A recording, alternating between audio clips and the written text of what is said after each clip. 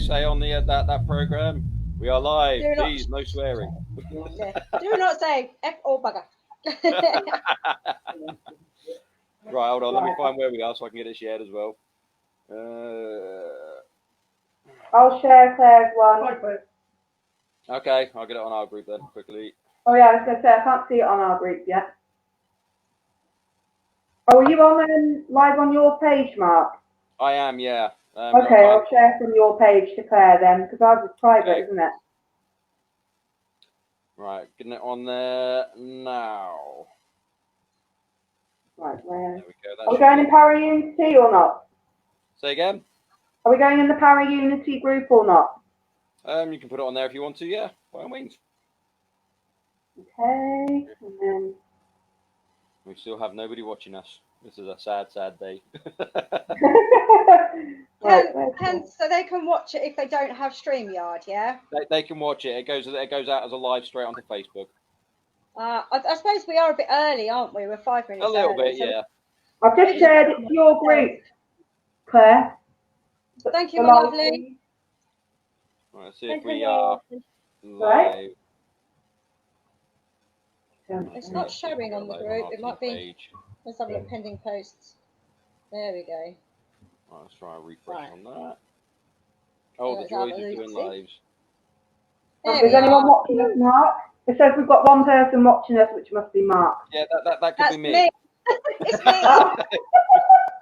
Could be me as We've well. got a comment coming through from Mark. Right, I'm putting a little, sharing it on my page, on my personal page. So. Oh, cool. That's good. Right, so let's turn the sound off so it doesn't sing. So how is everybody? Had a good day? Yeah, thank you. Okay. Mark sent a comment. He says, is it appearing on StreamYard? Say again? Mark has put a comment on our live. Are you seeing anything on StreamYard or? Yes, I am, yeah. Okay. Test comment. Hi, Claire. From Mark. Hello! Oh, we've got a few viewers. Everybody, as you come in, just say hello. So we know you're with us. Hello, Mark. We've got 4 viewers. I've never used this platform before, so I'm not quite sure where I should be looking or anything like that. Brilliant. It's a new one. Well, we're down to 3 again. It's a new one. It took me a bit of getting used to, but it's actually really good because you can have up to 6 people on this in one go. Oh, wow. Yeah. Oh, okay. I might bear that in mind actually for doing the online development stuff. Yeah. I don't think you can put Zoom because obviously with my work I use Zoom a lot. I don't think we can put Zoom onto Facebook. So. No, in fact, I've tried Facebook rooms, but Facebook rooms would only let me have 6 people on there, and it wouldn't let me have any more than that for some reason. Okay. So I had to cancel that. But Google Classrooms is quite good. You can get a fair few people on that, but I don't know if you can share that on a live. I don't think you can. So this works quite well. So we should start to get a few more viewers, I would imagine. Yeah. What's the weather like in Wales? It's absolutely crap down here. It's chucking it down all day. It is here as well. Yeah. It's absolutely disastrous. Horrible. Is it true that it's raining in Wales all the time? I was out driving home today from work. And it was more like sailing. It's always raining in Wales, isn't it, Mark? 47% of the time, I do believe the statistic is, yeah. Really? Yeah. We've been quite fortunate this summer. We had a really, really decent one this year, haven't we? Yeah, we've been lucky. Welcome to Powys Paranormal and Co.'s Weather Channel. Today, it is going to be very, very wet. It's going to be very wet in Wales, in England. Very wet in Wales, I tell you what. Right. We've got another comment coming through from Mark. Really? I can't see. So where are you seeing the comments? On the live Facebook or on the StreamYard? I'm seeing mine as a broadcaster. I'm seeing them on the StreamYard. I'm only seeing them because Mark sat next to me typing it. But he's keeping an eye on the comments for us. Cool. Oh, I can That's see the good. comments anyway. We have two seasons. We have 2 seasons in Wales: warm rain and cold rain. Oh, I love it. So I We've got desperately 9 want to live people in Wales. watching. Woo! I'm just going to put my glasses on. I give up. I do this every time. I try, and I can't see. So I just need to put my glasses on. I just think I look like a right twit with glasses on. Well, would it make you feel better if I went and got my glasses? Would that make you feel better? If it helps you to see better, then absolutely, why not? Zoe, have you got any funny ears or anything you can put on so I don't feel silly? Hi, Right, Kirsty. Hello, How are you? Kirsty. I'm afraid. Oh, hello, Kirsty.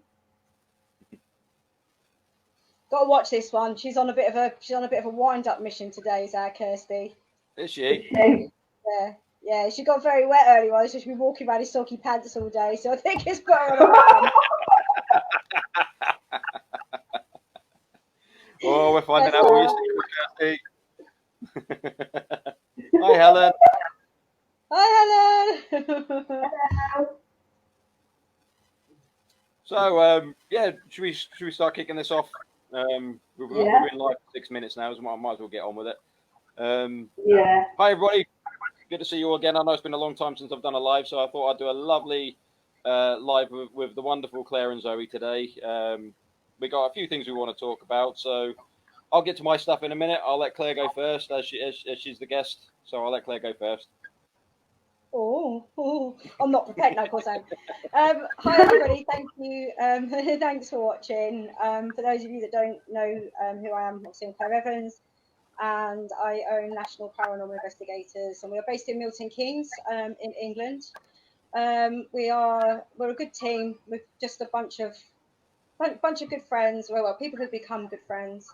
And we love, obviously, the paranormal and the investigations that we do. We are very much going with a skeptical mind. I think it's important that you do. I mean, I'm a medium, so a lot of people assume that I'm going to think everything is a ghost and everything is spirit, but it's not like that at all. At the end of the day, when we're doing the paranormal investigations, I'm one or the other. I'm medium or I'm investigator. And it's really, really good that the team is expanding. This was meant to be our year this year, but obviously COVID put a stop to that. And we've had to cancel a few events. Not all of them. We have been fortunate enough. We were lucky to do 3 on the bounce. A couple of weeks ago, we did Hinckley, Haunted Museum. Oh my God, what an immense, amazing place. You guys would love it there. It's just the best place ever. And then we did, where did we go? We did Jack the Ripper Museum, and of course we did the Ramp, which Zoe came with us on, which was pretty awesome. So yeah, we've got Abington Museum coming up in November. We're supposed to be doing East Drive end of October. I'm not feeling that that's going to happen, to be honest with you. But hey, it is what it is. We can't change it. We just got to get on with it. We've got to pull our socks up, suck it in, lollipop, and get on with it. Dudley Castle has cancelled, which, to be fair, is probably not a bad thing because I've now rearranged it for April and the weather will be better. So. Excellent. But next year we've got what we've got next year. We've got Kelvedon Nuclear Bunker booked as well, which I'm really looking forward to. We've got the Four Crosses, which is at Cannock Chase, which I wanted to speak to you guys about this evening because it's something that keeps popping up on your Facebook as well. Because I think Zoe is really into that one. The little children with black eyes. How mad is that? Black Eye Kid bait Zoe. Indeed. And Mark Buston is quite happy about coming to Cannock Chase, apparently. We've got Shepton Mallet booked as well in February. I'm kind of hoping that can still go ahead. But yeah, it's tough days. But if we can't go, we'll just rearrange it for another day. It's not going to be cancelled forever, is it? We just got to no, that's it. It's not going to last forever, is it? Hope not. It'd be a bit shit if it did. Okay. Basically, we are looking to do some investigations with Claire and her team. Really looking forward to doing these, to be honest with you, because same. Much to my chagrin, Claire called us our sister group, and I was like, hold on a second, what about our brother group? Why can't we be brothers? And why can't she have a brother and just sisters? A sibling group. There we go. So we're looking at doing Shrewsbury Prison next year with Claire and her team. Really looking forward to that. Mark, will that be for the public as well? That will be a public investigation. Yeah. Hopefully, all going to plan. We'll be selling tickets for this one. Should be an immense night. I've heard of other teams going there, and they've had great nights there. I've heard of other members of the public who have been there before, and they've had a really good time there as well. So really looking forward to that. Just hoping that we can get it all together and absolutely smash it and have no problems with COVID by then. That's what we're hoping. Helen says woohoo and Kirsty says yay, Claire.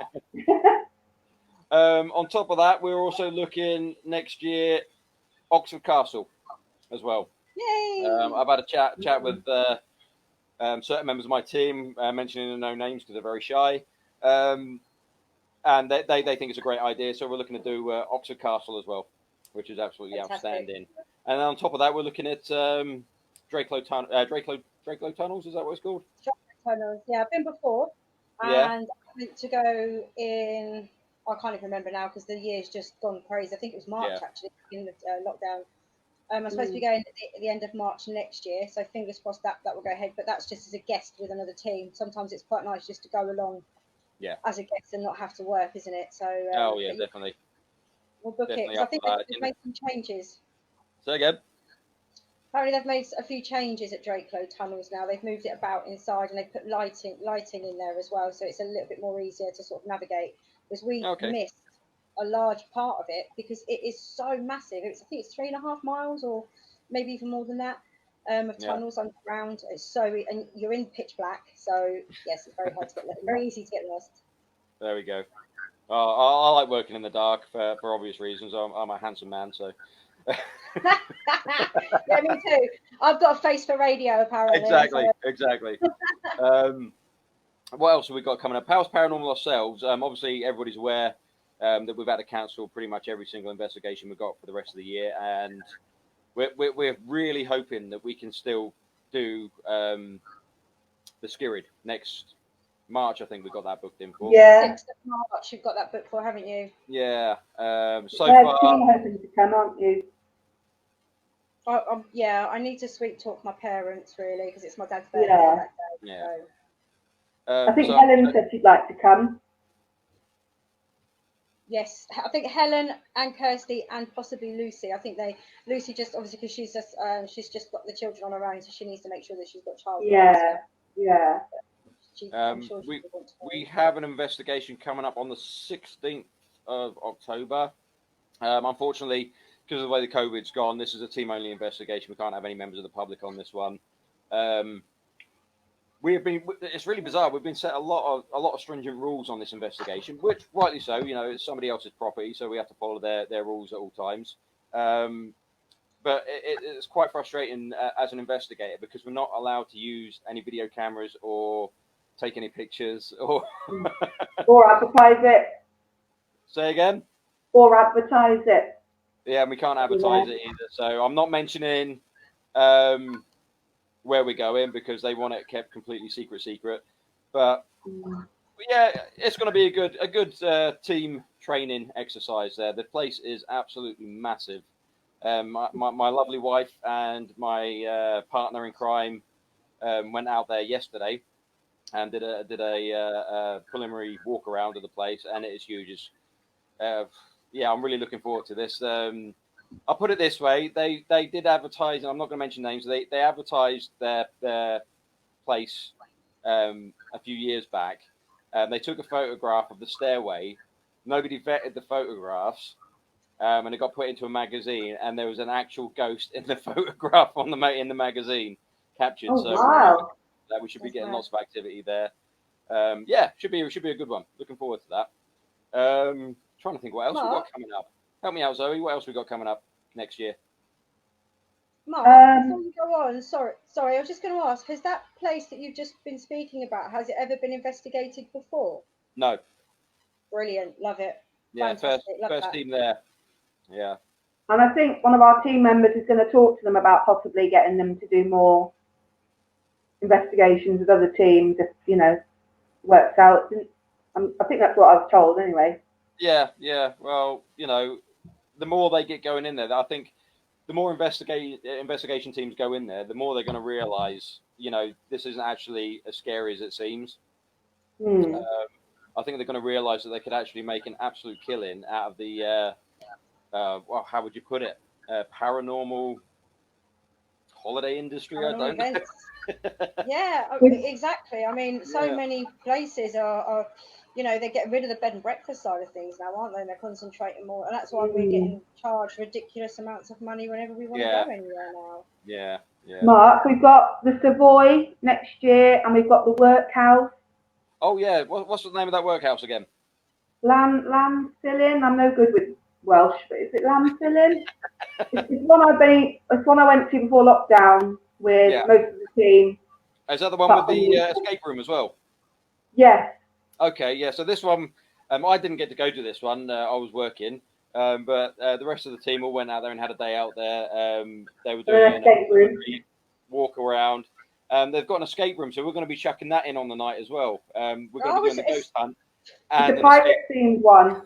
I thought you said escape room. No, escape room. Oh my god. Yeah, I've never done an escape room myself, and chucking it on top of a paranormal investigation. But I reckon there's going to be some screaming. It's going to be a good night. And we're staying there as well. I think I was told there's a bunkhouse there. Oh, there we go. It's Lamfillin Workhouse in Welshpool. Oh, thank you. Is that Thank the you, one? That's my lovely wife. Thank you, darling. She can hear me upstairs. Is that the one where you put some photographs on? Yeah. Yeah. We went there before lockdown. I went with them, with some of the team. Yeah. In February. Yeah, that was just before lockdown. Yeah, it's crazy to think we haven't actually done a public investigation since February. How crazy is that? Wow. Yeah, we had 2, didn't we, in February? Yeah, 2 in February, and that then all this COVID craziness kicked in, and that was us. We just had to down tools, didn't we? And just try and ride out the storm as best we can at the moment. Yeah. Yeah. And then we did the private investigation. Yes, yeah, I won't mention names on that one, but I did give me permission to post the footage and the activity we caught on film. Basically, got contacted by a family who were having a lot of paranormal activity going on in their house. They asked me to go and investigate it. So prior to me taking my team out there to check out what was going on, we set up CCTV footage throughout the house, CCTV cameras throughout the house for 48 hours. We caught some pretty wicked stuff on that CCTV, on the CCTV cameras. Shadows moving in the daughter's bedroom, doors moving by themselves, orbs. Not just your normal dust orbs. I'm on about these orbs that leave a trail and they move with purpose. You know, what I call a spirit orb, not a dust orb. Go check out my videos on my YouTube channel where I explain the difference. It's great. And we also caught some footage of the bed being shifted by itself with the parents still in the bed, and it absolutely terrified the father of the family. He froze in fear. Managed to build up enough courage, but he said to me when I spoke to him about it, he said he felt a presence standing right next to him, and that's why he didn't want to move. And it took him about 15-20 seconds to buck up the courage to actually roll over and have a look. Yeah, it was Claire. My wife just said the private investigation footage was amazing. Yeah, it was. It's some of the best footage we've captured to date. So by all means, definitely go over to our YouTube channel, Powys Paranormal on YouTube, and have a look at that. It's all on there. Like I said, they gave us permission to upload all the footage and use it, so it was great. And we managed to help cross on the spirits that were there. Since we did this, I've had messages from the lady saying that there is another spirit there, but it's not causing them any dramas whatsoever. It's not nowhere near as scary as it was with the other 2 spirits that were there. Everything's a lot calmer, and this one seems a lot more friendlier. There's no fear in the house, and we don't normally get involved with private investigations because, as you know, and Claire will confirm this, when we go in and do an investigation in something, it's like switching on a beacon to spirit. And they will focus on that light and come in. We're up in the energy in the place. They'll come in and have a look and have a nose to see what's going on. Pearl's watching. Oh, hi, Pearl. Hi, Pearl. And yeah, we were worried that was going to happen in this place, but thankfully it hasn't. We cleansed and we helped the spirits pass on, which was absolute result. we got some pretty wicked footage on with the SLS cam as well, didn't we? Mm. If I remember. And my dad came through as well on that. Yeah. Your dad did come through while we were investigating, where we was doing that. When we were about to leave. I like doing the little private ones. I got asked. It's actually when I was on holiday in Saundersfoot. I got a phone call or text message from somebody saying they needed some help because the woman had basically fled her apartment. Was so terrified being in her apartment. She didn't give me too much detail about what had happened. She also wanted us to go in and see what we picked up on. And we went in. There's myself, Kirsty, and Helen, and the girls picked up on quite a lot going on in the room, in the sort of lounge area. But for me, the main part of the activity was like in the bedroom area and the bathroom. Yeah. So most of the things that happened to her tend to be at night when she was asleep. So I lay down on her bed, and I was like, right, okay, show me what you do to her. And straight away I felt this pressure on my chest and a pressure around my throat, but wasn't strong enough. And I said, okay, that I understand that. And he was like, show me all these things and everything like that. And then I kept seeing an Undertaker's, and I was like, okay, something to do with the Undertaker's, and I could see 2 gravestones, and all this stuff was coming in. Anyway, cut a very long story short, the 3 of us did the cleanse and everything like that. He didn't want to go. He didn't want to leave the place, but there was a vortex at the back of the house.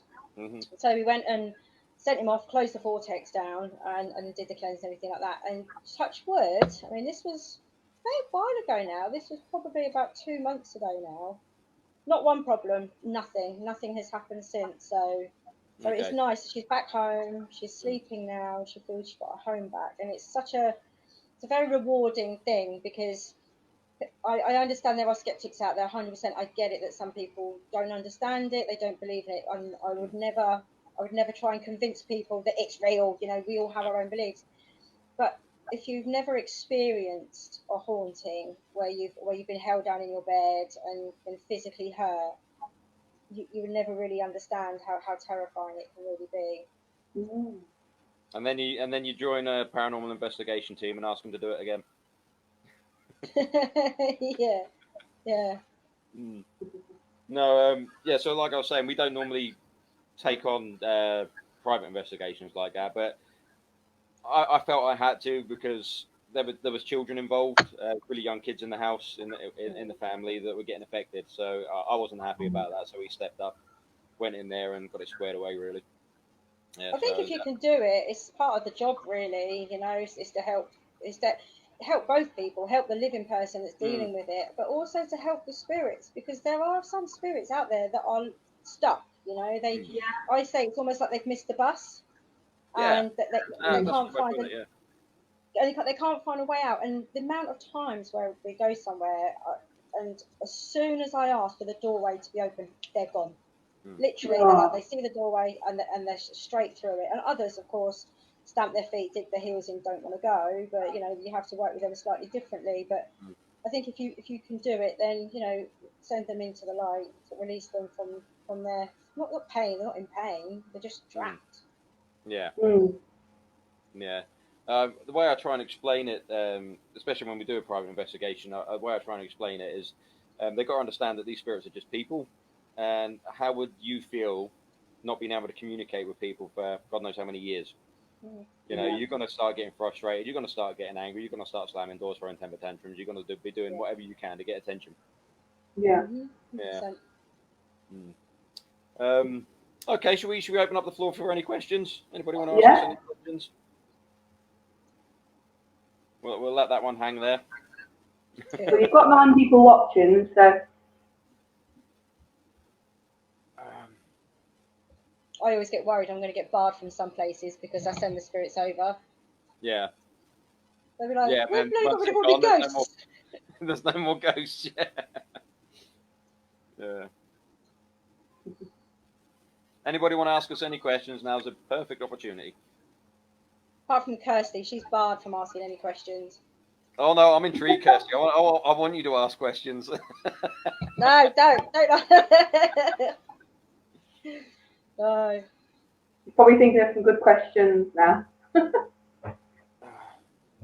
I mean, just trying to think of some of the experiences we've had as a team. I've implemented a new rule within our team. I was talking to Claire about this earlier.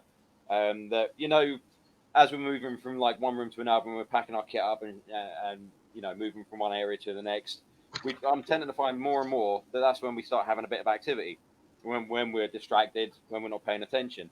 So I'm investing in a load of GoPro cameras, so every team member has to have a camera on the go at all times. If they work. Claire, are you sitting comfortably?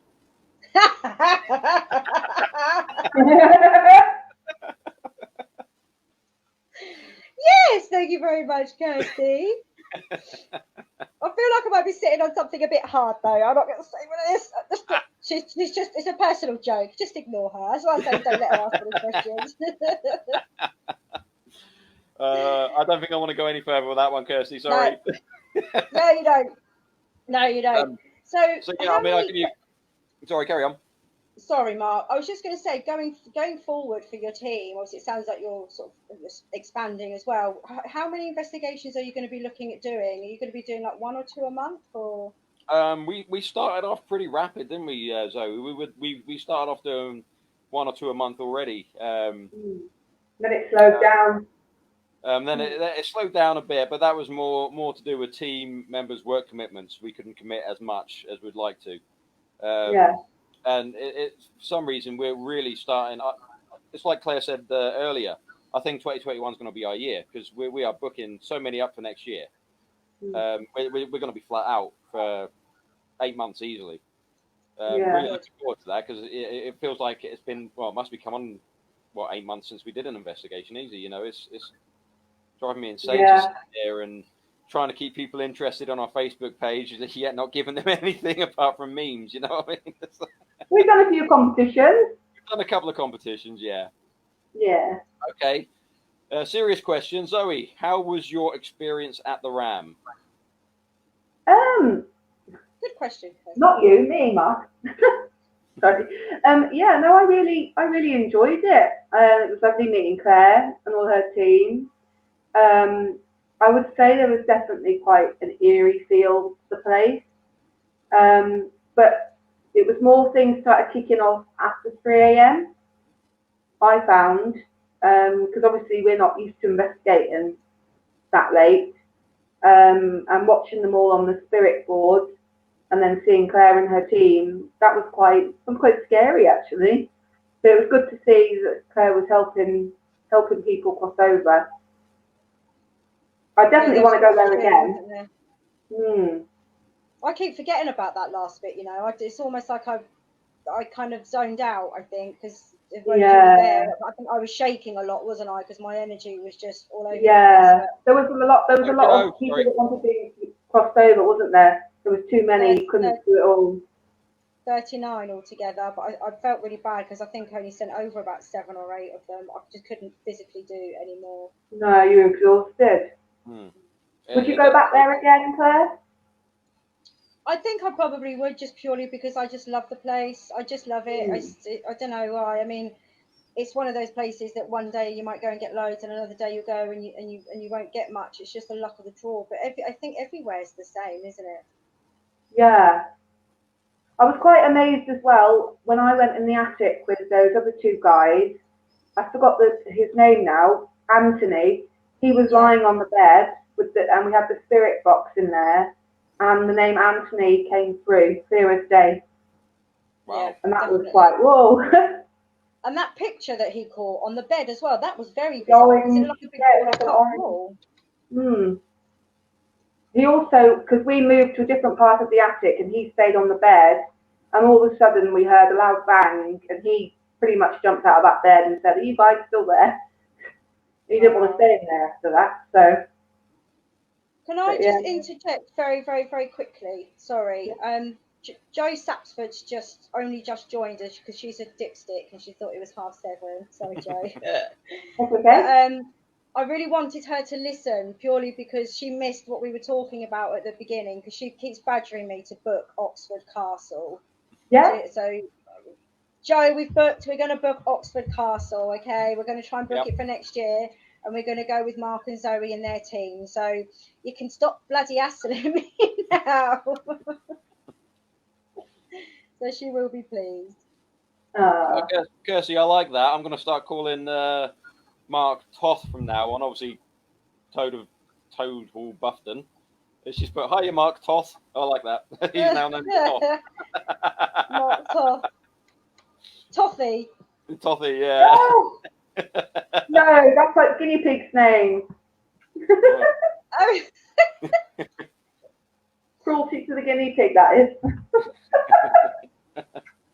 Are you investing in any new equipment this year, Mark, or next year, should I say? Yeah. Oh, I can't remember what it's called though. Oh, blimey! I was talking to my team at my last team meeting about it. What was I talking about, Zoe? What was that thing called? I said I was going to get. You were talking about the cameras, weren't you? A specific bit of kit that I wanted to get that looked absolutely amazing. Is Pearl there? Can you comment, please, Pearl? Because Pearl was watching. Team. Do you know what? I can't remember what it's called, but it's just absolutely awesome. What does it do? Yeah, ask me again in about 10 minutes, and I might remember. Mark, you're not thinking of the Ovulus, are you? The Ovulus, that's the one. Ah! That's it. Well done, you. How did you know that? Stop it. Get out of my head. Well, I said it about a minute ago, but because of the time delay, I thought I'll wait till I get a quiet moment, and then I'll say it. There we go. Yeah, that's a tricky one with me, getting a quiet moment, to be fair. Yeah. They're bloody expensive, though, aren't they? They're about £800. Yeah, they are. But it looks like an absolutely awesome bit of kit, and I really want to get it. I really want to get one.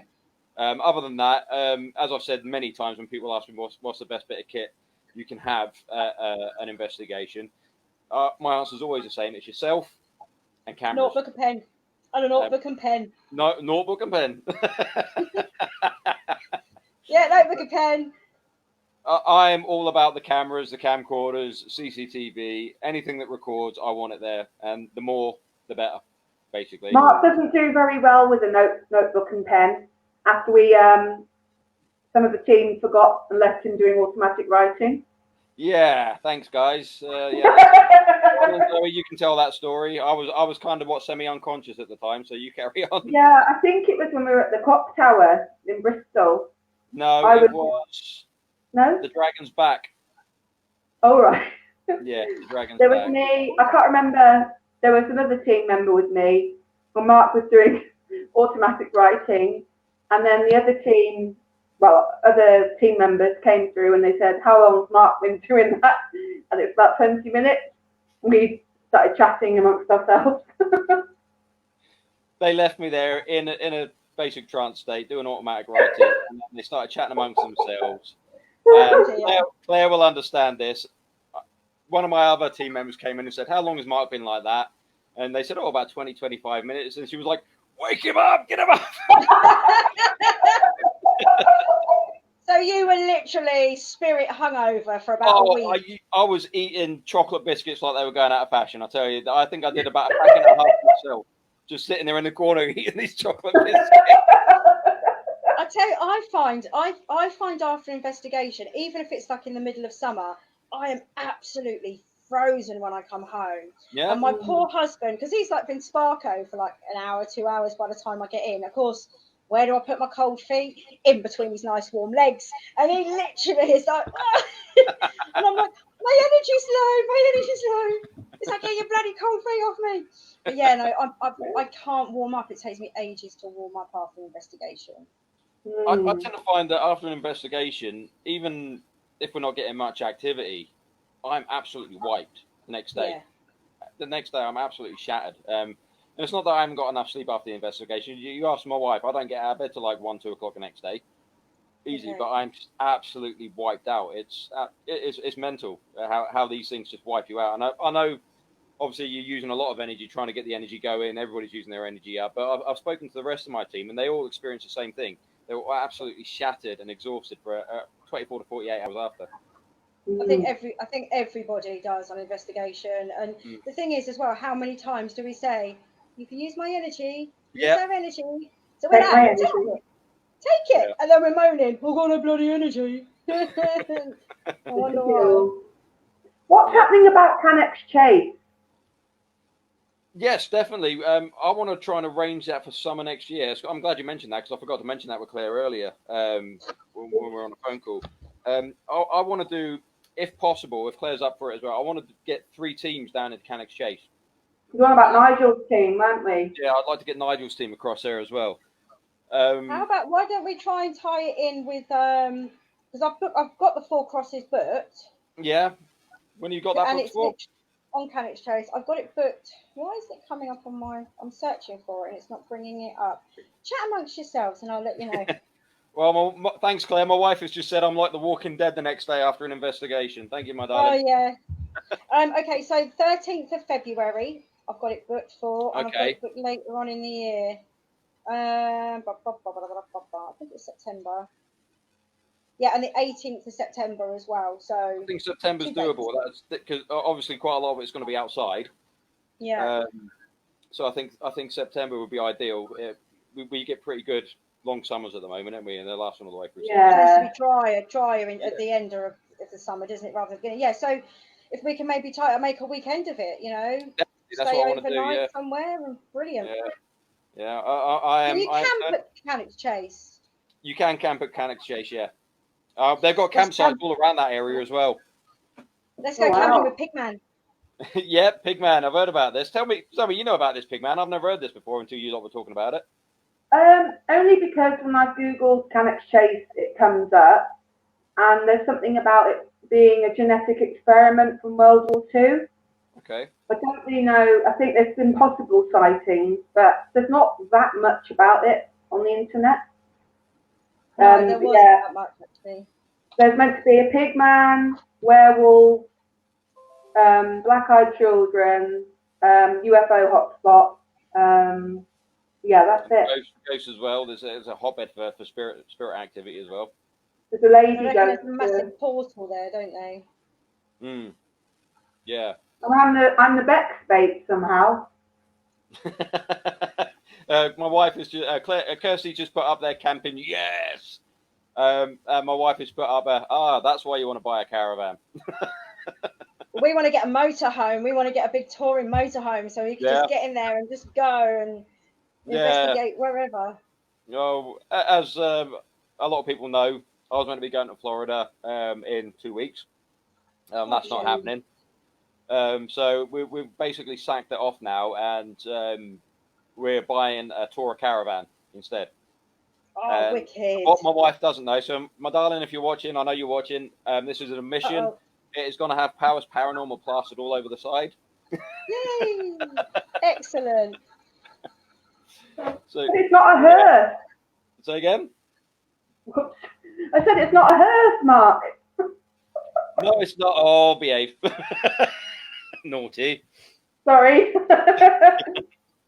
I want to get like a bus and make it into a mystery machine, like a Scooby-Doo mystery machine. Oh, that'd be awesome, wouldn't it? I've seen one of them kicking about.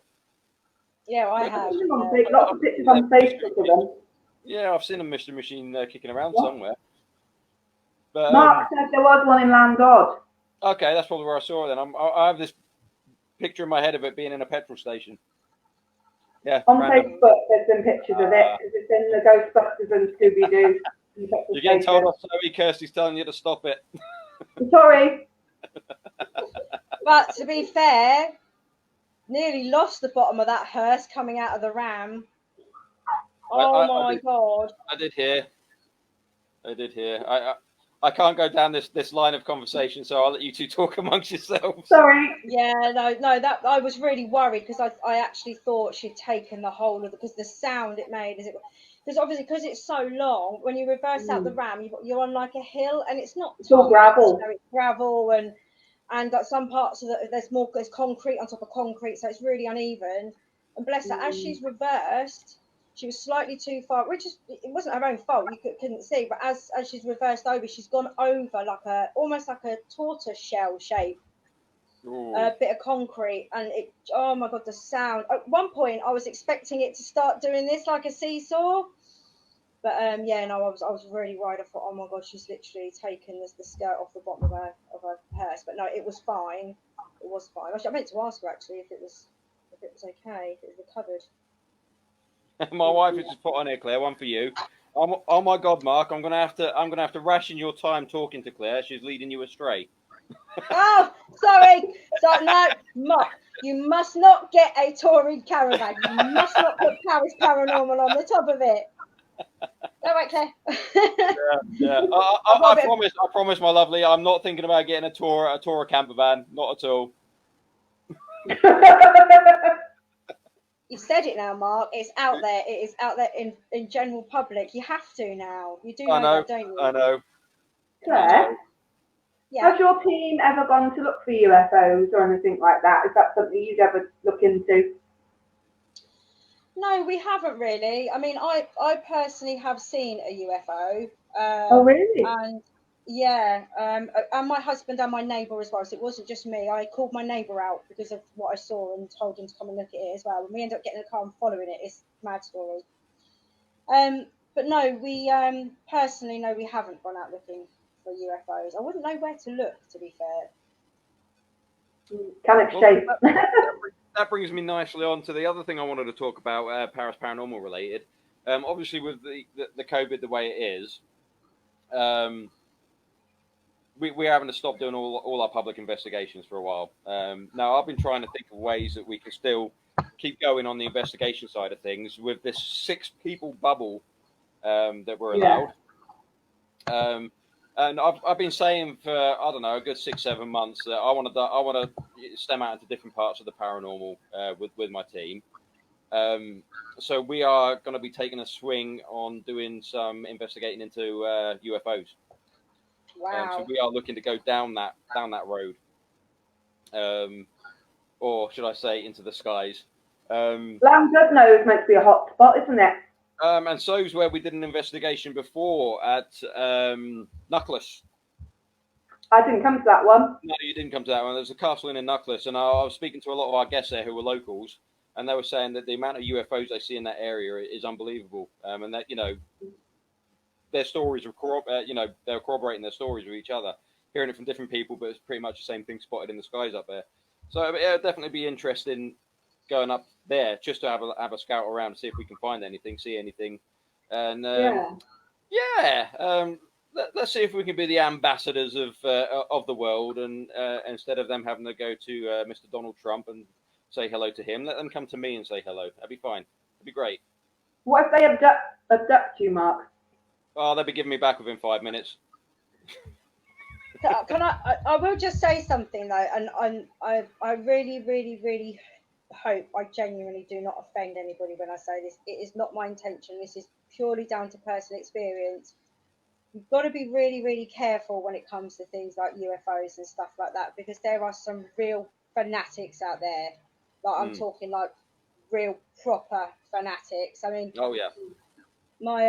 I worked for a production company when I started there when I literally just left sixth form and bullied them into giving me a job, and they did. I started off. They created a job in reception for me because I was a really good artist and I wanted to be an animator.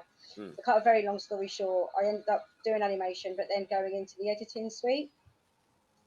And I worked for 2 guys that looked like the hairy bikers, and Okay. Keith and Andy. They're absolutely brilliant guys. Great fun to work with. Really were great fun. We had a really good little team up there. And anyway, Keith always had these mad ideas. He was kind of like the brains behind the outfit. I say brains. He had the ideas. And I remember we'd gone for lunch in one of the restaurants downstairs, and the little production guy was there, and another one of the team was there. And he started talking about this idea that he had to create a hoax video. Okay. And the graphic designer was like, everyone's into aliens. What about the Roswell stuff that everyone's going on about? So they all got their heads together and created a piece of footage that shows an alien being operated on. Okay. And Phil, the graphic designer, he did the white lines that would go across an old video, made sure it didn't loop, so there's no way to say that was a loop. They put all the effects on it. It was really, really, really good, black and white version.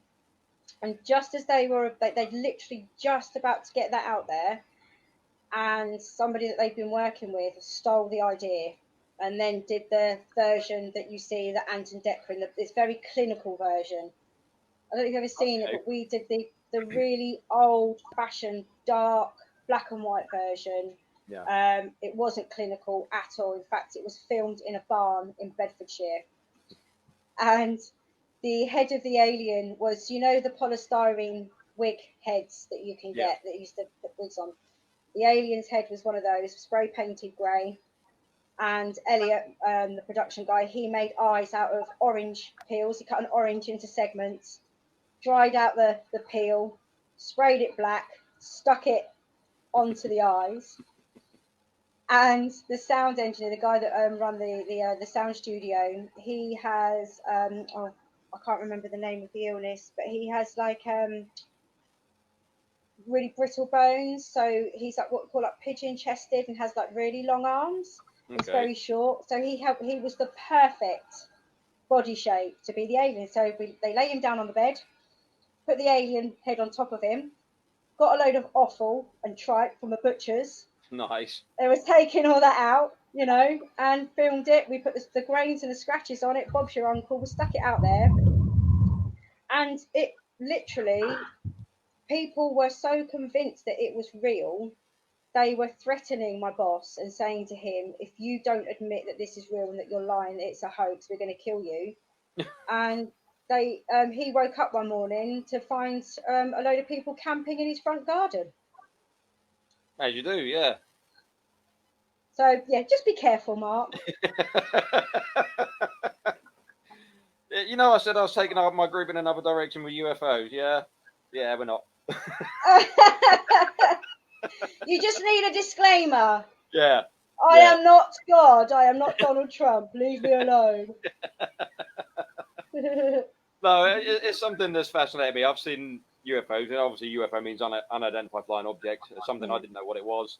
I've seen military aircraft react to that object. And I've kind of been fascinated with that for years, but never really looked into checking into it further. So, yeah, but whilst I've got a team, I might as well use them whilst we're quieter and go that way and just see what we can find. Yeah. Lots and lots of research on areas and sightings and things like that. So there's going to be a lot of footwork involved with this one instead of just going out, banging up to a field and saying, hopefully something will fly over our heads. Yeah. So what did you see, Mark? Say again? What did you see? It was really bizarre. I used to live in East Anglia. A lot of air bases around there. British and American air bases. I was just off the flight path of RAF Lakenheath, which is an American air base. Me and my brother were working on, going to show my age here, working on his Mark II Escort out the back. We just look up, it's quite a cloudy day, and we look up and we can see this light coming through the clouds, just coming over the top of us. Automatic reaction, obviously, you think we're outside a military base, it's got to be military vehicles, helicopter or something. But as it went over us, it didn't even make a sound, and no sound came from it whatsoever. Next thing we hear, I'm going to show my age again here. If anybody knows aircraft, you know how old these are now. We had two F-111s fire up their engines at RAF Lakenheath, take off. This light carried onto the front of our house. The F-111s came round and tracked it and followed it. By the time we got round to the front of the house, the light was gone and the two aircraft were circling. Oh, wow. Yeah. So they obviously got a radar ping there, and they didn't know what it was because they scrambled their aircraft for it. Yeah. And again, there's a way you can check, radar hits within the military. You can phone them up and say, did you have a hit on this radar this day, this time? Strangely enough, no, they didn't have anything. They didn't scramble any aircraft. Nothing happened. It was all nothing going on that day. And I was like, well, hold on. I actually saw the aircraft going over. Yeah. Yeah.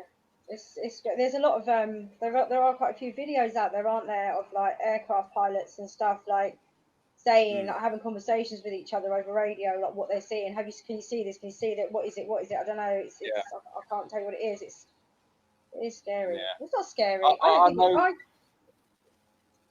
Sorry. I was just going to say. I know that we're getting into quite a scary realm of. We're opening ourselves up a little bit to all the conspiracy theorist nuts out there, basically. I've doing the research I've been doing since I've been thinking about it.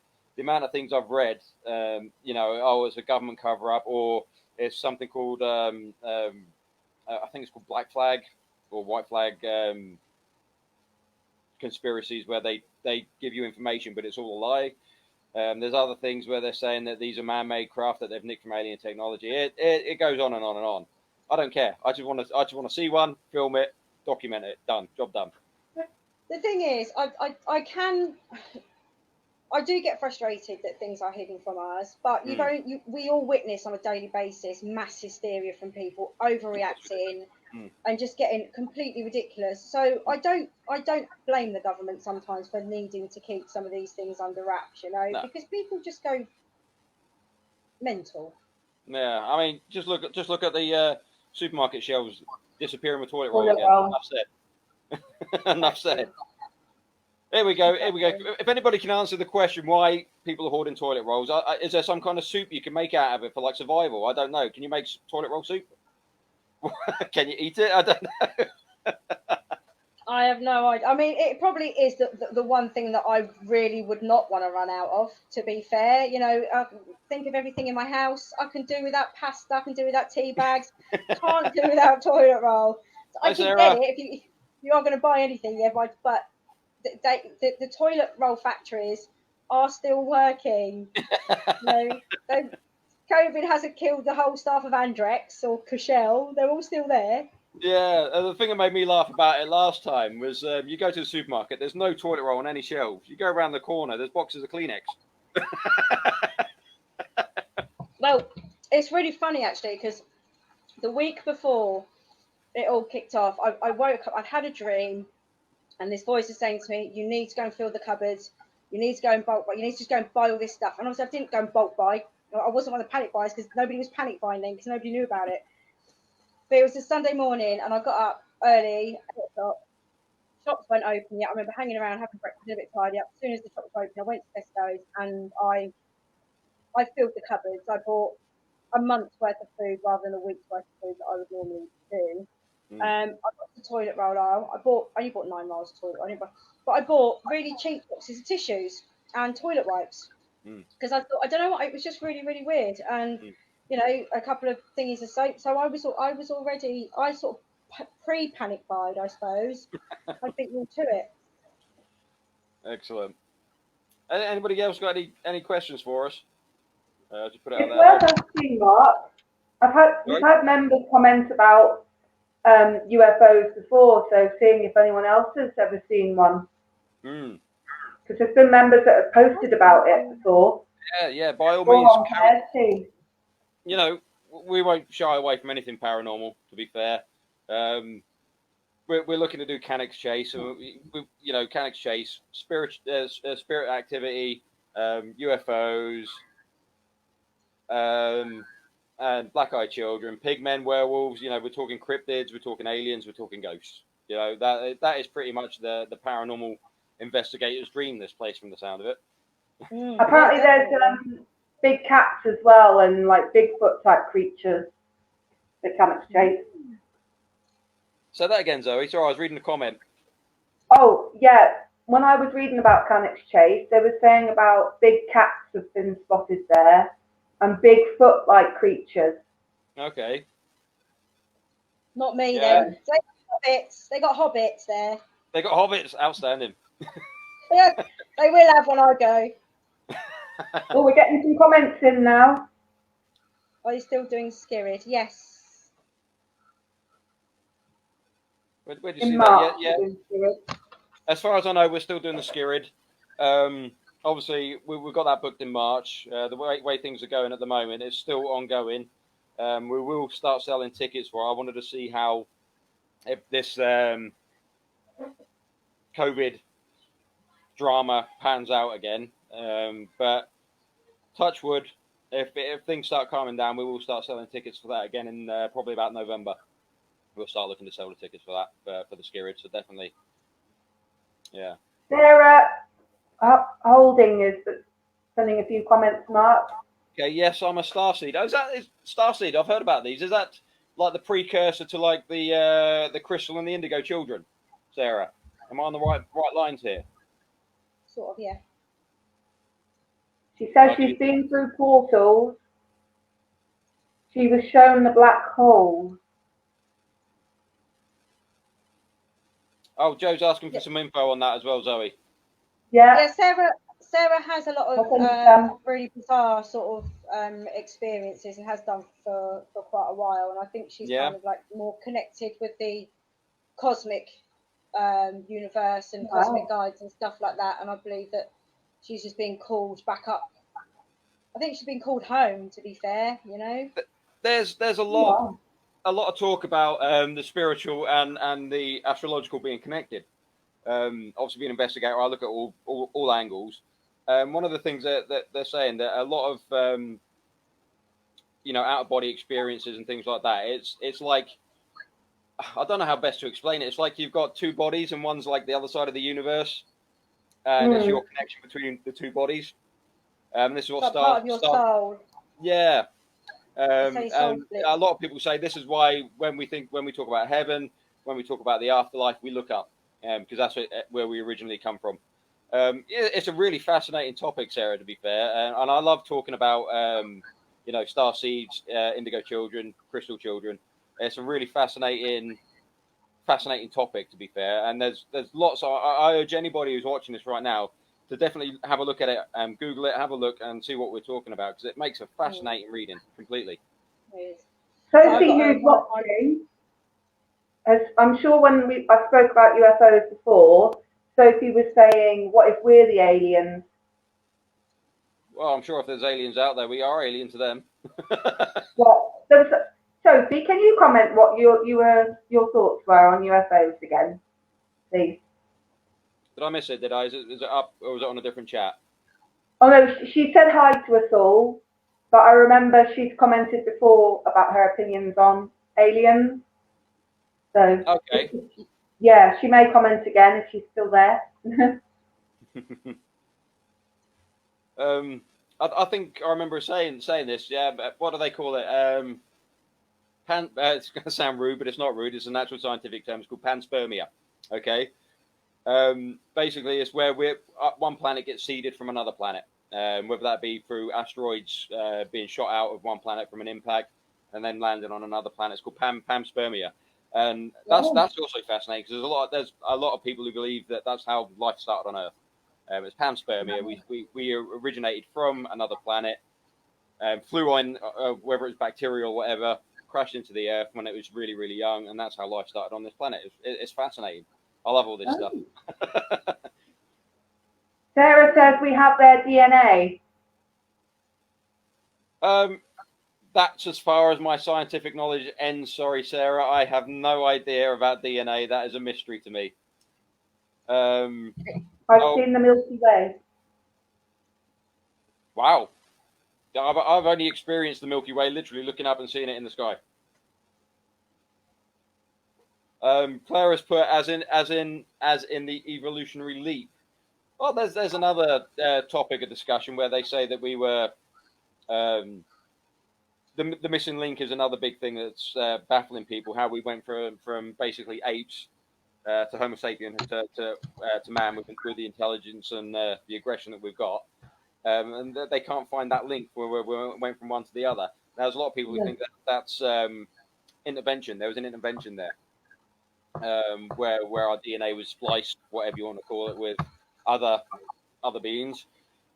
Unfortunately, and I'll say this to everybody, I'm very skeptical. Even though I'm a practicing medium, I'm a medium. I'm still very skeptical. I still question myself, and I will still be very skeptical when it comes to UFOs. When it comes to anything like this, I need hard and fast evidence in front of me.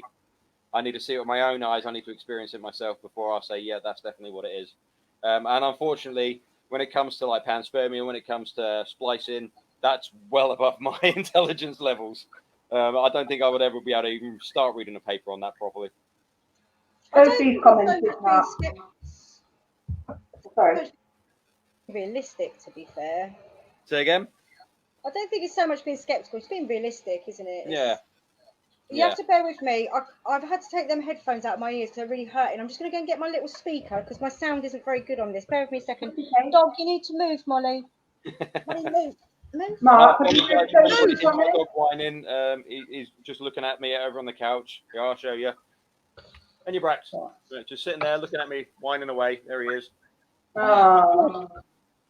Molly, move. Sorry, Yeah. my bloody... Sophie's put, yes, I do feel like we are aliens to other species, and we see other species as aliens, but as a colony, they could be a fam. Oh, hold on, I've lost you. Hold on, let me scroll up again. Could be a family and see each other as humans, if that makes sense. I've seen a few things along my grandpa's farm and seen a red light come across and disappear as well. I remember you talking about this last time, Sophie. I find aliens fascinating because they are not green creatures as such, but they look exactly like us. We all have doubles in this world. Fair point. We're getting into the realm of doppelgangers and things like that, aren't we? Sorry about that. It's okay. Okay, Helen has put on here. Do you think shadow people have become fashionable as they were just called ghostly apparitions before? Wow. That's like everything has a trend, doesn't it? Everything has its moment in the limelight. Okay, I've answered lots of questions. It's somebody else's turn now. Who wants to answer that one? I'll go with that one. Do you think shadow people have become fashionable as they were just called ghost apparitions before? I think the shadow people thing is, I think more and more people are seeing shadow energies now. And personally, I always say to people, just because something is dark, it doesn't mean it's bad or it's negative. But the world is becoming much more negative, and I think what a lot of people are doing is that I've been to house cleanses where I've been asked to clear something that's in the house, and it actually turns out that it is an energy that's been projected by somebody in the house. And I think sometimes with shadow figures, it is a negative energy that is being projected from a physical being, physical house. It could even be a number of people that live in the house that then creates creates that manifestation of energy. I may be wrong, but that sounds very very similar along the lines of poltergeist. You know, it's a projection of a physical person's subconscious. Yeah, that makes a lot of sense. You know, the way the world's going, the more negative it's getting, the more heightened people's emotions are becoming. Especially, you know, at this moment in time, we're in lockdown. There's a lot of people who are really getting snowed under with it. As a lot of you know, I work with veterans. That's my day job, and I'm seeing a massive rise in problems with people being isolated and being on their own. Stress levels rising, and it's a known fact. As much as we can say anything's fact in the paranormal, it's a known fact that poltergeists aren't actual spirits. They're projections of somebody going through a hard time. It's their subconscious projecting the energy outward, and that's why it's so short-lived. You know, a normal poltergeist incident will be 2 to 3 weeks, and then it dies off as quickly as it starts. So yeah, I've noticed. Going in line with that, Helen, I've noticed that there's been a lot more shadow people being spotted and sightings of it. It's coming more and more into our realm of things, and people are starting to prick their ears up with it. I mean, there is obviously the notorious one called the Hat Man. Anybody heard about that one? The Hat Man? I've seen it on Facebook groups. Yeah. Basically, this is a shadow man but it looks like somebody standing there in a coat and a hat, but all you can see is a dark shadow, but the outline of a hat. And yeah, that one seems to be becoming more prevalent as well. And there's a lot of negative. There's been physical attacks by this. Again, we're talking that could be poltergeist activity because obviously poltergeists affect the physical. People get attacked. People have things thrown at them. We could be seeing the same thing going on with the shadow people. It's just the next step of poltergeist activity. It's becoming a physical manifestation that people can see with their eyes instead as well. Yeah, fascinating. I like that question. When I did my training to become a funeral celebrant, and we were talking about like the obviously because of COVID that the numbers of funerals have gone up obviously, but she said that actually they were cremating more people due to mental health problems than they were to COVID. Okay. So the mental health, people taking their own lives and stuff like that, it's gone. gone up by a Yeah, ridiculous. it has. It's turning horrendous. As much as we need to, I'm going to go political here. As much as we need to concentrate on keeping everybody fit and healthy, it seems to be that the mental health side of things is slipping, and that's being ignored, or it's not being focused on as much as it was before. And as I say, I work with veterans who deal with obviously mental problems, and we are just getting busier and busier and busier. The longer we're in this COVID lockdown and this situation, the more busy I'm getting and the more stress I'm seeing. And yeah, I think I think the effects of lockdown are going to be far more detrimental to our economy, our health, and everything else more than COVID, to be fair. Yeah, definitely. There's going to be repercussions that are going to take a lot longer to fix than a virus as well. Yeah. We're talking for one person, it can take years of working with them to get them on the road to recovery here. So, yeah, I'm expecting. I take my hat off to anybody who works in the mental health field. I take my hat off to you because we're going to be busy the next few years for a long time. Yeah, we're going to be hyper busy. As I've been trying to explain to my team, there was a chance I wasn't going to make it onto this live tonight because I was working. I didn't know what time I was going to be finishing. It's just gone like that. Yeah. Okay, Sophie's putting some comments on there. Sorry, Sophie, I'm going to have to scroll back up a bit for a second, sweetheart, so I can catch up a bit. My aunt had a poltergeist in her home when I was young. It would move her living room around to how her house used to be before they passed. The poltergeist is a bit more different to a spirit. Yeah, the poltergeist is a bit more different to a spirit. It's a complicated thing to get into because if you've got a spirit in a house where there's poltergeist activity going on, the spirit can feed off that energy, and that's where you get what people think are poltergeist incidents happening going on longer than the usual 2 to 3 weeks. It can go on for months. That tends to be that a spirit has used the energy that has been built. And as you know, spirit feed off energy. They love using energy. Negative energy, negative spirit, bad things are still going to happen. So there is a potential that if there's already a kind of a negative ghost in there who wasn't particularly powerful and being able to interact too much, feeds off this energy from the poltergeist activity, bang, you've then got that going on for longer. But it's very rare. I've come across obviously spiritual hauntings, and I've come across poltergeist activity. 9 times out of 10, I would say the spiritual hauntings are they're not aggressive. They're not going at you full guns like a poltergeist activity would, where you're getting things thrown at you and being physically assaulted and things like that. As I said earlier in the video, in this chat, I tend to find 9 times out of 10 they're just frustrated people at the end of the day. Yeah. But poltergeist completely different. There's a massive burst of energy, loads of stuff going on, things being thrown around, whirlwinds in your house, furniture getting moved, and then it all dies down within 2 to 3 weeks.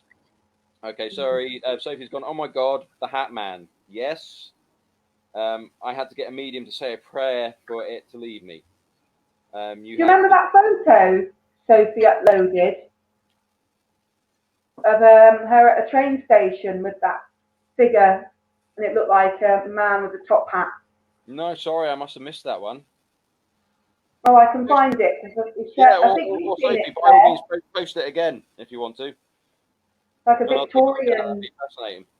And that was at a local, fairly near train station to us. Abergavenny or something. Interesting. Yes, Abergavenny train station, she just said, yeah. I saw something very similar to the Hat Man at Hinckley. Not Hinckley, Jack the Ripper. But of course, you have in your head. Was it Hinckley or was it Jack the Ripper? No, it was Hinckley because I kept saying the doctor. I could see the doctor. Okay. And they had an old doctor's bag there, and I believe that my subconscious mind was thinking of Jack the Ripper. So therefore, in my head, I was seeing a man with a doctor's bag and a hat. But when I spoke to the guy that owns it, he verified that and said that person had been seen. Wow. So yeah. There's nothing better than verification when you're investigating, is there? Well, the best one was I kept seeing this monkey, but it was a monkey like dressed in like it had like clothes on. It had like human clothes on, and I thought I cannot go in there and say to him, I'm seeing this bloody monkey. He's going to think I'm nuts. But I said to him, I know this is sound really strange, but I keep seeing a monkey. And he's like, oh, yeah, monkey boy. Yeah, we know who that is. I was like, oh, okay. Yeah, as you do. Yeah. As you do. Everyday occurrence. Yeah. Brilliant. Okay. You must Well, go I'm kind of running out of things to talk about here. Has anybody got any questions? I forgot about this. Only just tuned in. Oh, Loretta, that's okay. I have to watch it when you finish. Yeah. Oh, Loretta's lovely. Hi, Loretta. Hi, Loretta. Loretta's lovely. You met Loretta at the Ram, didn't you? Lovely, so just I catch did. up. Yeah, she's a nice lady. Yeah. Nice lady. Yeah. I'm surprised none of my family have come on to take the mickey out of me tonight, apart from my wife. She's I was trying to get yes, he was at Hinckley. I was trying to get send you a video earlier on, Mark, when we were at Hinckley Museum. Okay. I've got it's you've never been, have you? No, never been. You've got to go. It's just the most mental place ever. It's obviously it's a haunted museum, so it's full of haunted stuff. Yeah, just grab my pen. I'm gonna write this down. On the you go up. It's in a weird location. It's on a quite a busy sort of high street. Yeah. And you sort of you go through like a little alleyway, and the door's on the left. You go up. So there's nothing. There's like a little entranceway, and you go up a flight of stairs, and the stairway comes right back on itself, and there's another set of stairs. But we went in. You've got their office on the left. It's very darkly lit, obviously. And then the main room is just like got lots of things that they're selling. So it's got like candles and ornaments and stuff like that. And then you can go through the back way. There's a little kitchen area. You go up the stairs, and then you've got this big room that is full of haunted dolls, clowns, teddy bears. There's locks of hair. There's trinket boxes. There's personal photographs, rocking chairs, prams, all this sort of stuff. Yeah. The back way, and there's the war room, which has got all like war memorabilia, like uniforms and hats and weapons. There's an old wheelchair, an artificial leg. It's just mental. Wow. And then at the back, you've got the voodoo room. So obviously it's all voodoo dolls. There's bones in boxes, ashes, all sorts. And then in the seance room, you've got, I don't want to give too much away, but you've got some pretty weird and wonderful stuff in there. And they believe there's a portal in there as well. Okay. It's pretty mad. So we were doing a spirit box session, and I asked the question, how many of you are there in the room? And as clear as day, it goes 40. And then we go 40, and then it goes, 41. And it's almost like he forgot to count himself, you know. It's brilliant, but I really wanted to try and share it on your page today. But... Yeah. If you can, by all means do. I mean, that'd be brilliant to get that. That would be awesome. Yeah, I will do. I'm just going to go through. We had a couple more questions. Any idea? Oh, okay. Kathy Adams. Any idea why activity has stepped up in my house a lot over the last few days? Hormones. Carry on, Claire. Hormones. Change in energy, change in emotion of somebody in the house. Brought a new thing in. Brought a new person into the house. Lots of reasons. Yeah, I'll concur with that. I can't think of anything to put on top of that one either. Sophie, what are our opinions on other cultures and death, like Vikings or Valhalla? If that's how it's spelled. Yeah, pretty close. Valhalla. That's really good. A lot of cultures believe burying their dead or letting them die naturally saves their soul, rather than putting an animal to sleep, etc. Okay, we're going into that realm. It's one of my favourite things to talk about because I like talking about religions and all the different religions from around the world. And Vikings and Valhalla and Norse mythology is something that I know quite a bit about, thankfully. Basically, where we live at the moment in the United Kingdom, we have a very Christian outlook on the world. That's how we have progressed as a nation. We've been through the centuries. It has been a Christian nation. What a lot of people don't realize, and I really don't want to offend anybody by this, but it's just what I've found out from my own research and looking into things, that the Christian religion borrowed and used a lot of other religious belief systems to kind of like indoctrinate them into Christianity. 100%. You know, we've got Easter. That was a pagan. You know, I don't still to this day I don't understand what Easter bunnies and chicks have got to do with Christ's crucifixion. You know, that's all to do with new life, new beginnings. Again, that's pagan and that's heathen religion. You've got Christmas. That again, decorating of the tree, gifts under the tree, Yule logs. Again, that's all to do with especially Viking and heathenism as well. And Buddhism. It's say again. Buddhists, they decorate their trees when someone Yeah. dies. Yeah, there was a lot of different religions were sucked in. A lot of traditions were sucked into the Christian religion to help them indoctrinate others, make it more appealing to other people. I'm really going to go out on one here, and people are going to hate me for this. But it's just do your own research, have a look, see what I'm talking about. You've got Isis and her son, yeah, Egyptian gods that predate Christianity by thousands of years. To look at them, it looks like mother and child, Mary and baby Jesus, when they're depicted. Exactly the same story. The Immaculate Conception, child born not of a father, all that sort of thing, and it's all been amalgamated into one religion, Christianity. No, I don't want to smash anybody's belief systems here. You believe what you want to believe. This is just my opinions. Okay. I've studied lots of different religions. I've studied Christianity. I've studied Islam, Judaism. I've studied Hinduism, Buddhism. I look into everything before I'll open my mouth on it. If there's something I don't know, I'll tell you straight away. I don't know. I don't do that. But Valhalla again, we are looking at the Christianity tried to bring heathenism into Christianity by using the name Our Father. Now calling God Our Father. Thor and Odin, father and son. We've got the whole father and son thing on the go here again. And Odin is also known, his other name, and this is where the connection comes into it. His other name is known as the All Father. Yeah, the father of all. Yeah. It's these things. You got to. I don't want to slam anybody's religion, but just take a look at it for yourselves. I always say to people, don't take things at face value. Look into it yourself. Make up your own minds. I very much embrace all religions. I take something from everybody's beliefs, you know, and I think it's like people say, "What religion are you?" And I go, "Well, a bit of everything, really." Everything. But I don't know. You know, I'm not a spiritualist because I don't necessarily go to a spiritualist church. I have a spiritual belief and I'm a spiritual person, but I'm not a spiritualist because, again, they read the Christian Bible.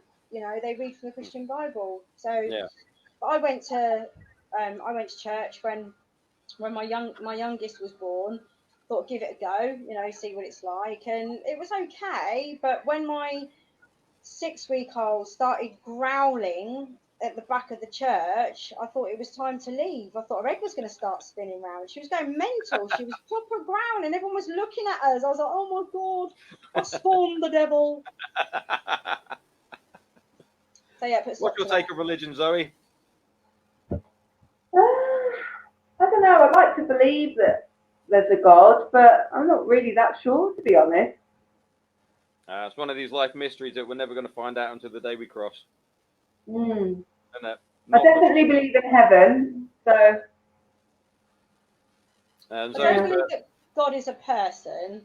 I believe if for me, God would be a beautiful big ball of bloody light energy that we all come from, like little fibre optic cables that we're all attached to each other with, you know, to the trees, the animals, to everything. So when the earth is suffering, we're all suffering, and vice versa. But the church are very, very, very dangerous, you know. The church cause war, they cause poverty in their own rights, you know. I mean, look what they did to the witches, you know. The witches would never have been put on trial if it wasn't for the churches saying that they were evil and they were working for the devil, and that was purely because they were taking money from the church, because people were going to these women and these men in the forest and the woods that could help them with remedies and tinctures and all these wonderful things and give them healing. These people then stopped going to church. Their beliefs then started to change, and then the church was like, whoa, hang on a minute. These people are evil, they're bad, they're this, they're that, and everything else, and turned villagers against them. And then then came the bloody witch trials, which were barbaric, absolutely. But I dread to think how many times I've been hung, dunked, and all sorts in all my lives. So it's mad.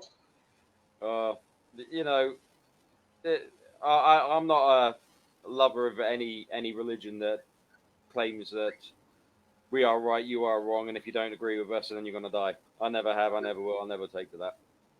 That's what I love about um, Buddhism and similar religions to Buddhism. It's all about peace. It's all about not hurting each other. It's a great way to live. Exactly. Yeah.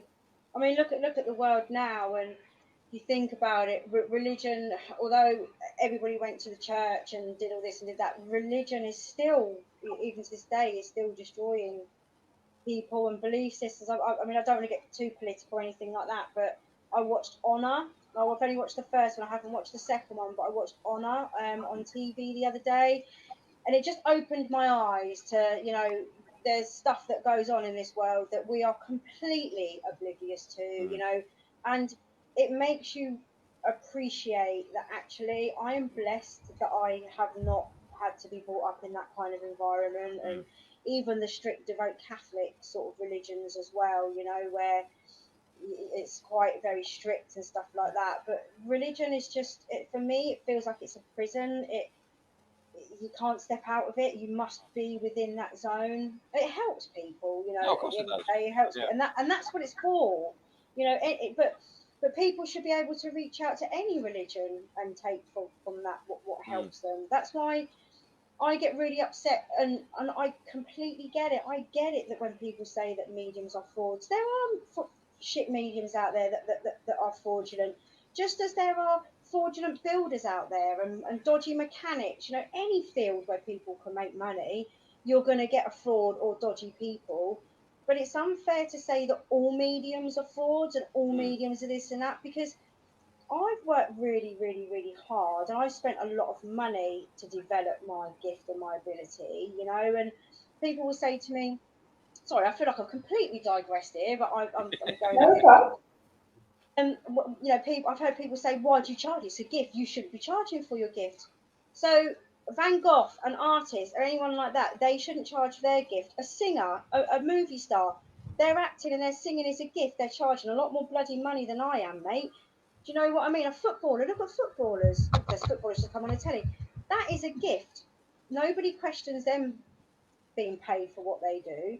So I gave up my job to be a medium, and that's why I was getting to it, because people reach out to people like myself, whether it be a medium or a healer. Counselling is a form of light work, as I call it. Because you're listening, you're giving, and you're helping that person through something, and that's more or less exactly the same that a medium does. The only difference is that sometimes, not all of the time, their loved ones will come through and say, this was the song they played at my funeral. Do you remember this? This was my favourite food. Blah, blah, blah, blah, blah, blah. Do you remember me? And it's almost like helping them to share those memories again. And the amount of people that have said to me, that was just like sitting in the room with them. You have no idea how much you've helped me. And that's enough. That's all, it's all it has to be. I don't have to be looking for fame or loads of money. I don't charge any more per hour than what a counsellor would or anyone like that. So I just get really upset when people are like, "Oh, you shouldn't be charging for what you do." Bugger off! It's a job. What am I supposed to feed my family with? So, but Right, hey. note to self: do not mention charging with Claire. No, it's fair enough. But it's like any skill. If you've got the ability and you've got the ability to help people with it, and if it's taking up all your time, you've got to live as well. Yeah. Exactly. If I wanted to rip people off, I'd be charging a lot more than I am now. And people have said to me, that you could be charging a lot more than you do. I pay counsellors thousands, and I've had like one session with you, and I feel great. But I won't do that, because if I then overcharge, then the people that do, the are people that need me that don't earn a lot of money, then they won't be able to come and. Although, to be fair, I always say to people that aren't working or like a bit older, I go, "Oh, just give me whatever. I don't normally charge them for." I shouldn't say that live. I didn't say that live. Claire, I've just lost the job. Can I have a free reading, please? Fuck's sake. Sorry, excuse my French. No, I'm on the we've had this discussion before, Claire. I'm on the flip side. I mean, I've stopped doing any kind of readings and things like that. I don't do them anymore. I used to do them. I've never charged to do readings, but that's solely because I've never had to. Yeah, I've always been in work. I haven't needed the money, and so I haven't charged for it. But at the end of the day, if I needed the money and people wanted that service, then yeah, if I was out of work, then there's a potential I would charge for it, definitely. I mean, I can do 6-7 readings a day. Do you know what I mean? And as you know, that knackers the hell out of you, you know. And it's like I was explaining to somebody the other day, like through COVID, people that passed through COVID, you know, they need healing, those people that have passed through COVID, because they didn't have their loved ones with them. Their passing was unexpected, and they're quite upset about it. So after the readings, I was giving them healing. I was helping them to understand what happened and helping them to pass over. So that was like another half an hour. So most readings were taking like an hour and a half, which is, and I would only normally charge like 45 minutes. But after 8 or 9 readings a day, you're absolutely knackered. Oh yeah, you're using your energy, your own energy on that. It's not as if you've got like a paranormal team with you, where you know the spirits are zapping the energy off of them as well. Yeah, That's just absolutely eating into your batteries, isn't it? You know, right? I'm going to be sending you many chocolate biscuits. All right. Hobnobs, please. Chocolate hobnobs. Chocolate hobnobs. Okay. Don't push it. Look, all right. Anyone else got any more questions? I'm very aware that I am going to have to end this live very soon because I've got to get my kids to bed. Anybody else got any questions before we vanish? I know we've got a bit of a delay here, so again, talk amongst yourselves. Sorry to hear about your friend Sophie, your friend's grandpa. Yeah, that is tough. One of my service users has been come down with COVID at the moment as well. Bless him, and he's really suffering at the moment. Turns out I found out today, talking to COVID, my sister was probably one of the original people in this country to catch it. She caught it back December. Yeah, she caught it back December, January last year. She didn't know she had it. Has since been to see a specialist because she's been having problems with her voice since being ill. They've told her that she had COVID and it's done something to her vocal cord. She's now going to go to a vocal coach to learn how to speak properly again. And that's down to COVID. So anybody who says that COVID's not dangerous, it's not real, trust me, it is. It does things to you. It's done stuff to my sister. You know, she's now having to basically being how to talk a bit better again.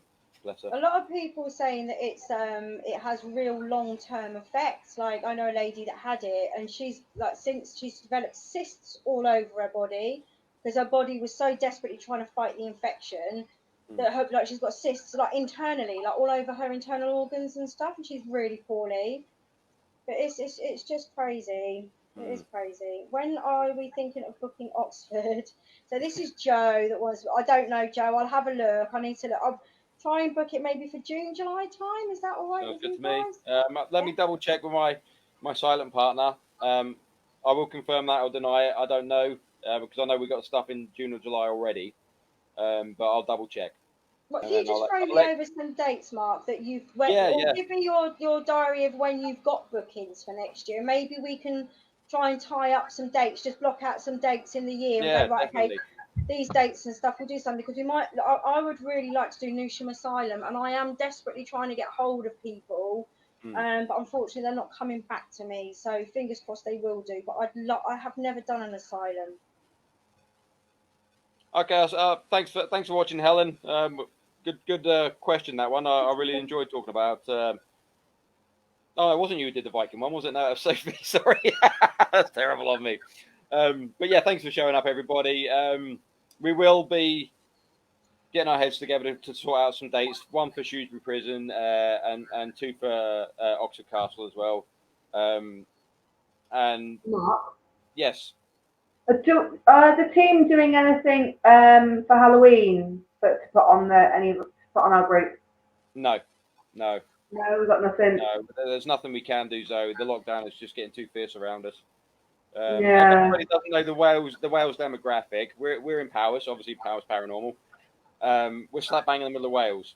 Now, if you look at any COVID map, we are surrounded all the way around. on every single border. We are surrounded by COVID. They're talking about putting us in lockdown as a precaution, just even though we're not really that high with it here. They're talking about putting us down on lockdown as a precaution, just to keep us safe at the moment. Yeah. So no, we have nothing. Would it be something maybe if Claire's up for it or any of the team members do a live for Halloween? Well, I'm hoping to be out on an investigation for Halloween, but again, I'm going as a guest. Okay. But I'm not sure because there's only one space, so I need to find out. But if not, then yeah, why not? Let's do something. That'd be good. Yeah. Oh, Sophie's asking us to dress up for Halloween if we do. Come and do a live competition. I love dressing up. That's a good idea. Oh, hang on, I'm thinking peephole bras and knee-high boots. Not that dressing up, no. Yeah, I was thinking the same, Claire, but I didn't want to say. Brilliant, love it. Before you go, Mark, yep. Before you go, I know Helen's gone. Little Dean Jail, we need to look at that as well. Okay. Right. Yeah, we'll get our heads together and sort out some dates. Any of these ideas we're coming up with, you know, a lot of the stuff we do is behind the scenes, people. So me and Claire are going to be talking to each other. And you were saying, Mark, in November you're going to possibly start to sell tickets for the Skirrid. Yeah, looking in November to start selling tickets for the Skirrid. But I just want to test the water first, see what's happening with COVID first. Let me know, Mark, because if you want to allocate a couple to me, I can sell some on my side for you if needed. Brilliant, appreciate that. Nice one. All right, no worries.